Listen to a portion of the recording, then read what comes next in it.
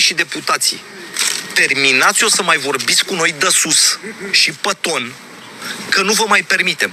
Voi existați datorită nouă. Dacă noi nu vă alegeam, nu mai stăteați în birou cu 20.000 pe lună. Da? Lăsați ciocul în jos și tonul în jos. Și aici vorbesc semnat România. Că atâta tupeu în voi, mă, ce credeți, că vă las așa sau ce? A? Ce credeți, mă, voi, că veniți voi să dați ordine și gata, rămâne așa și voi, cum ar fi, sunteți peste. Eu n-am nimic cu nimeni. N-am tentat niciodată. M-au întrebat oamenii de 5.000 de ori și am spus întotdeauna, îi respect, le doresc succes.